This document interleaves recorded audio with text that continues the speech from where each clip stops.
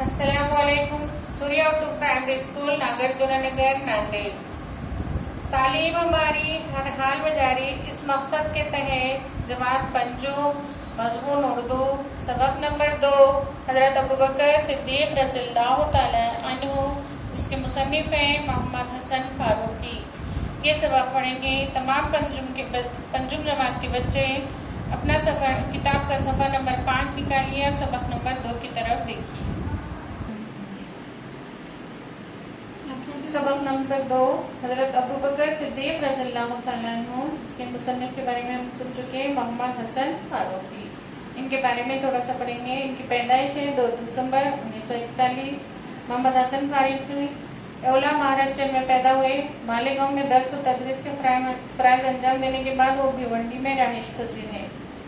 ان کے کئی تعلیمی مضامین مختلف رسائل میں شائع ہو چکے ہیں. اس سبق میں محمد حسن فاروقی نے حضرت ابوبکر صدیق رضی اللہ تعالیٰ عنہ کی زندگی کے بعد نہایت اہم پہلوؤں پر روشنی ڈالی ہے.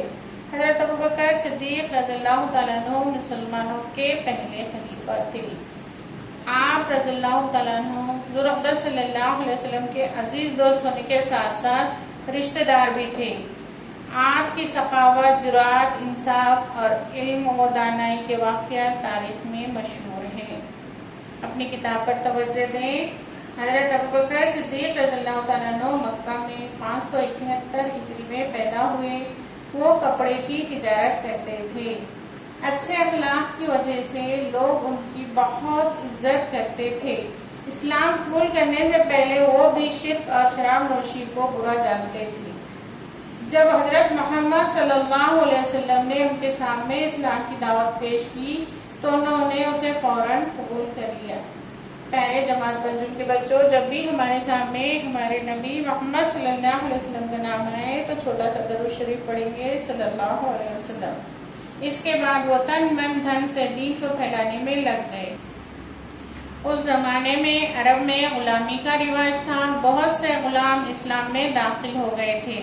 اس لیے انہوں نے اپنے مالکوں کے ظلم کا سامنا کرنا پڑتا تھا. ان غلاموں میں حضرت بلال رضی اللہ تعالیٰ عنہ بھی شامل تھے. ایک دن حضرت ابوبکر رضی اللہ تعالیٰ عنہ دوپہر کے وقت راستے سے گزر رہے تھے. انہوں نے دیکھا حضرت بلال رضی اللہ تعالیٰ عنہ کے آقا نے انہیں تپتی ریت پر لٹا دیا ہے اور ان کے سینے پر بڑا سا پتھر رکھ کر دھمکی دے رہا ہے کہ اسلام چھوڑ دے ورنہ تجھے تڑپا تڑپا کر مار ڈالوں گا.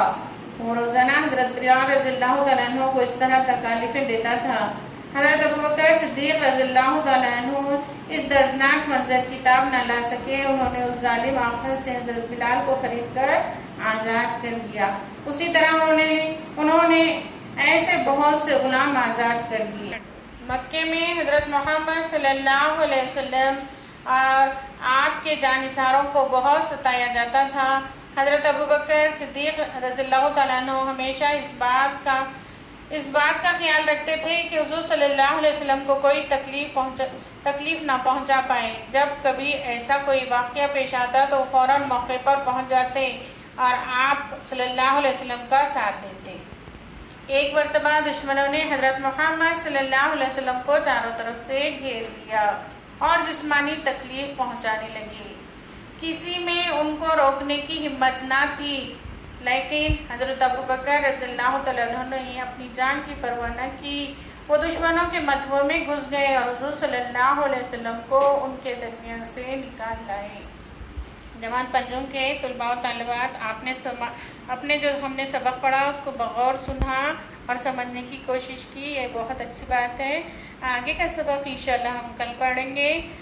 آپ اس سبق کو بار بار پڑھیں گے اور سمجھنے کی کوشش کریں گے. کل پھر انشاءاللہ ملیں گے.